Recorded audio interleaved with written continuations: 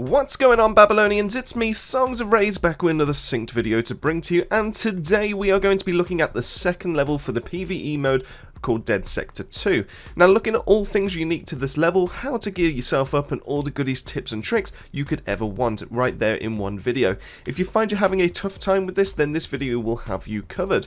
There's also a really cool trick in here to be able to help level guns and kill elite nanos really quickly here, but we'll cover that as we go on. So what are we waiting for? Let's get right into it.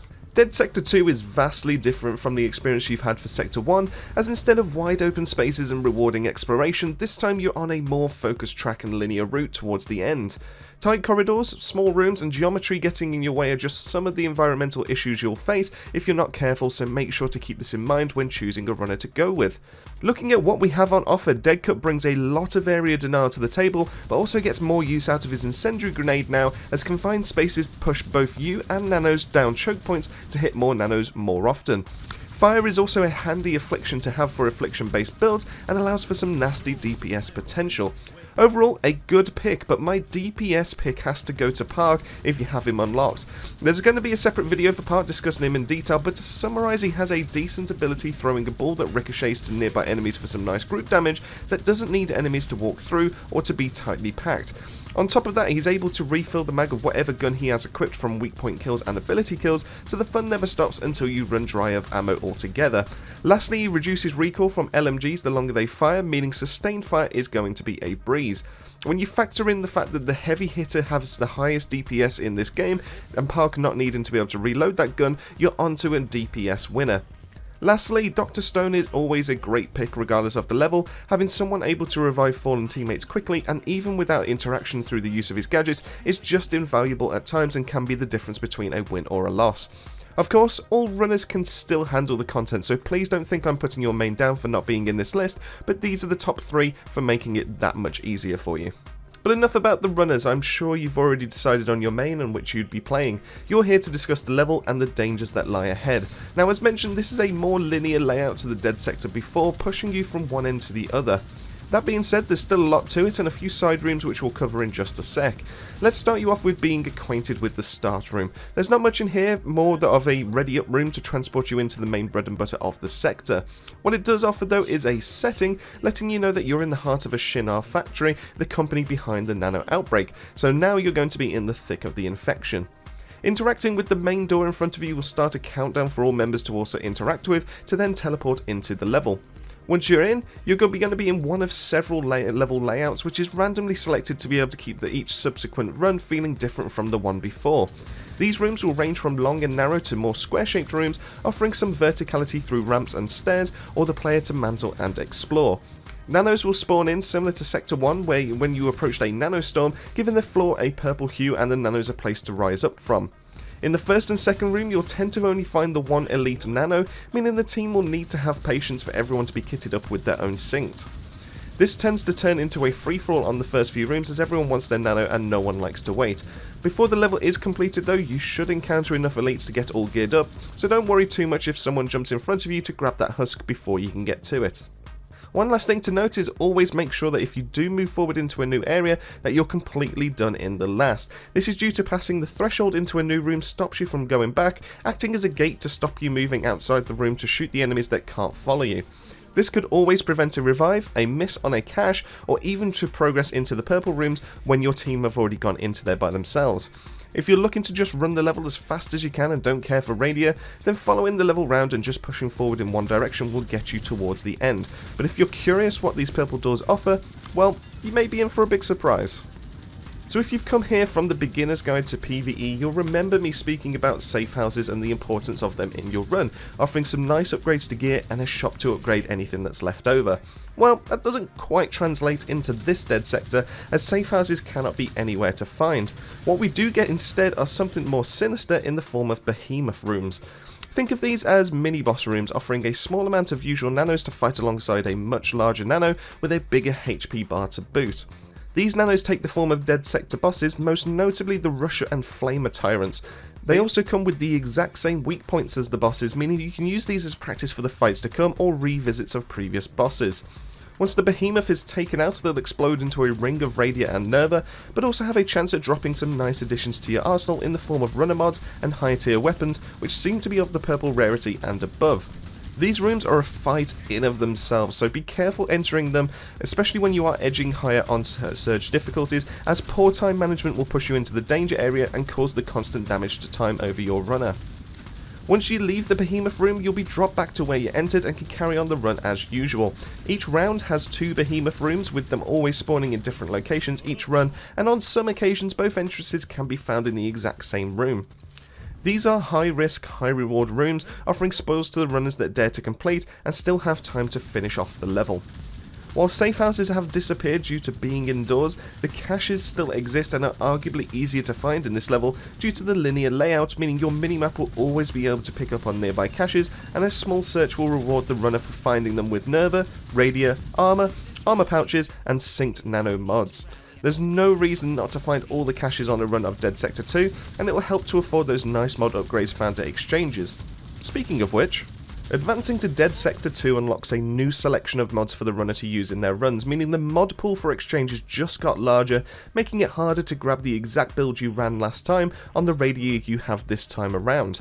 While new mods have been made available to equip beforehand, an increasing inventory in the exchanges means you're less likely to find that exact mod that you want, and makes runner builds and theory crafting more crucial to achieve the desired results. A lot of the mods are useful now, and power creep is definitely helping to propel runners for the challenge ahead, but some synergize more than others, and it's important to remember what mods you already have and what will increase the usefulness or lethality of them. For example, affliction builds are strong right now, with mods helping to prolong afflictions when applied, affliction waves proccing to affect multiple enemies, and even a mod to increase the damage to targets affected by 2 or more afflictions. With this type of build, having a mod to allow your seer to detect useful items through walls, which while useful is not helping the build, and the radia could have been put to better use. PvE build theory crafting will have to be a separate video, as there's too much to be able to cover for this video, but a few ideas are already in the works. Make sure to subscribe to never miss out on those videos when they drop. Now shops, while useful, are pretty much there for one use in this level, and that's purely just to increase your starting weapon's rarity. Almost everything else can be found from looting and all the caches you'll come across.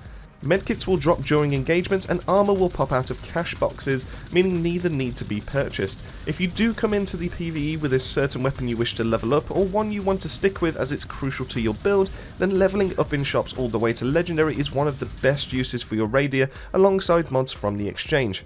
The only time I would recommend you level up your armor in this level is near to the end with the boss, and that's due to how hard the Tyrant Eroder can smack you into next week if you're not too careful.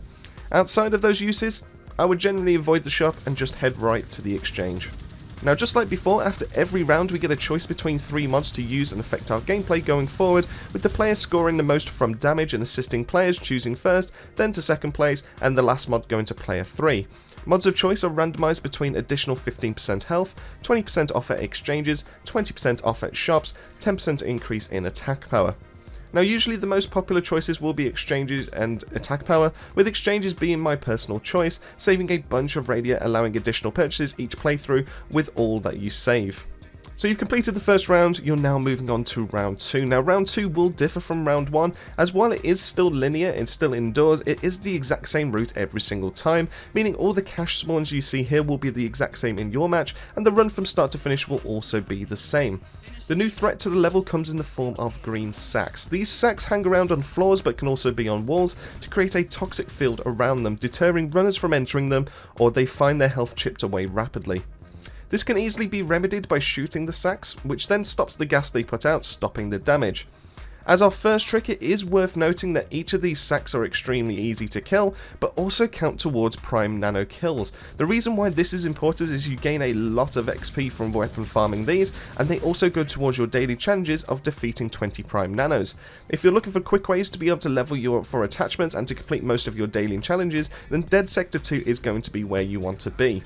We'll discuss other methods shortly, but make sure to take out all the sacks for their maximum benefit. If you do get stuck finding the exit somehow, feel free to use the footage in the background to find where you need to go and how to collect all the caches for your stockpiled up ready for the fight ahead. Once you reach the end, you'll be greeted with a door that all players need to be able to interact with, leading you into your first of 2 boss encounters for this level.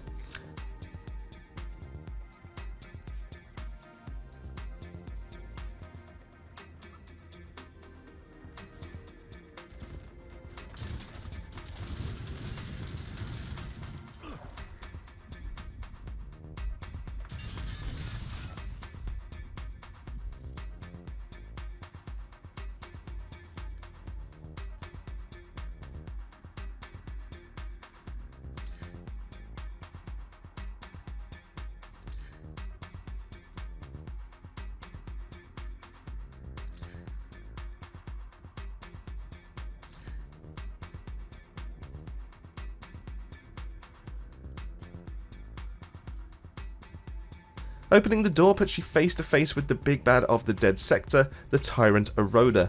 This fight is just a warm-up though, so as once defeated the Eroder will run off to live another few minutes, meaning runners need to chase them to be able to fight them off and finish the deed.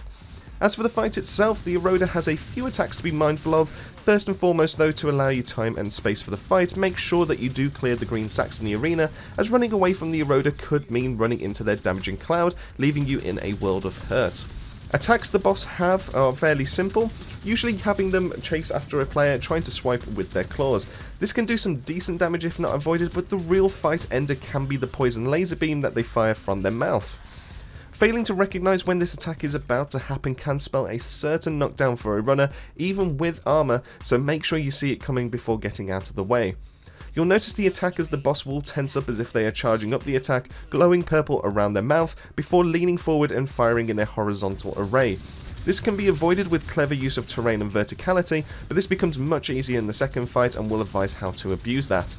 If you do get hit by this laser, you will be poisoned and you will start taking damage over time. The best way to be able to remedy that is by using your trusty medkit, because as soon as you apply your medkit, as soon as you've healed up, it will then get rid of the poison effect, and that means that you're now healthy, ready for the next fight. The boss's weak points are on their head and on the sack that's on their back, so plenty of space to be able to capitalise on that increased damage boost, so go ham into either and watch that health bar dwindle. Once it's down to empty, a cutscene will play with the Eroder running off, leaving you with some rewards for your fight, and another countdown starts to happen, and then you'll be whisked away to start round 3. As for nuances around round 3, it's more of the same as round 1, allowing a linear progression towards the end and includes its own 2 behemoth rooms, taking the total up to 4. As mentioned, these provide a huge supply in Radiant and mean a big bump in terms of exchange mods available. If your team can handle them, it is worth the fight, but once you've completed the 3rd round and claimed your 3rd set of reward mods, you're then onto the big fight. Making it all the way to the boss room is no mean feat if you've done all we've covered so far, so make sure you use this rest room to buy up and gear up ready for the 2nd round of the boss fight. If you haven't already, bump up your weapon rarity, grab a bunch of exchange mods, and make sure your medkits are full, as you're definitely going to need them. Going down the stairs and interacting with the door opens up into the boss fight with a small cutscene playing to kickstart it all off. You'll notice this room is much bigger, allowing much more freedom compared to the first fight, but the boss has a few new tricks up their sleeve and is also a 2-stage fight, meaning they become more fierce as the fight goes on. Once again, the weak spots are the exact same, meaning headshots and sack shots are going to be king and help to take them down much faster as opposed to any shots, so aim high and land the needed shots.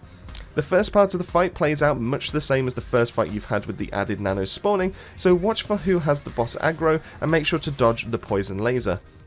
Verticality in this level makes doing this much easier, as one of the best locations to fight the Eroder is going to be on the starting ledge. For some reason it seems the boss has difficulty dealing with players on here as long as it doesn't reach the side ramps to be able to come up to the same level as you, meaning more often than not the poison lasers miss than they land, so you've saved yourself from one of the toughest parts by not moving from the start of the fight. You'll notice a bunch of orange barrels around the level 2, and these can be shot to explode, dealing some nice chunk damage to the boss and the nanos nearby. But do be careful who else is stood nearby to these though, as reports of friendly fire have been made in the Discord, meaning you can down your teammates with these, making the fight much harder on yourselves. After reaching half health, the boss will trigger a cutscene, morphing into deploying green sacks amongst its other attacks, trying to limit the play area and to help finish off players. Just as before, these are easily dealt with by shooting a few shots into them, dissipating the gas once more. The boss will try this several times, so just because you've reduced them the once doesn't mean they are gone altogether. While managing the play area, make sure to chip away at the boss as you were, and you'll finish them off nicely. Killing the Eroder rewards player mods and also progression into the 3rd dead sector. One insane tip for leveling is using the last part of the boss to be able to farm some crazy weapon and runner XP. Shooting the sacks like we did in round 2 still rewards XP like a prime nano would, but in this level the boss will constantly regenerate them, meaning killing all the sacks and then running around the boss until they try to spawn more in is a more effective method to grind out those pesky weapon attachments. This is best used in a coordinated group that knows you're trying to do that, as killing the boss finishes the farm and requires a full run back to be able to attempt this again. And with all of that info dump, that is it on the video. This is where I want to be able to hear from you. How are you finding the PvE mode in general? Did you enjoy the Eroder boss fights? Do you prefer open dead sectors for roaming, or these more confined spaces? Let me know in the comment section down below. As mentioned before, if there are any changes to the information found in this video, I will be leaving amendments in a pinned comment, so this will always be relevant. Massive thank you for making it this far into the video, and to the Babylonian family for their continued support. If you haven't already, come join us over on the Discord where we talk daily with the community and would love to hear your views on game titles. The link can be found in the description below. And with all that, it just leaves me to say, keep yourself safe, keep yourselves well, and I'll see you all on that next video.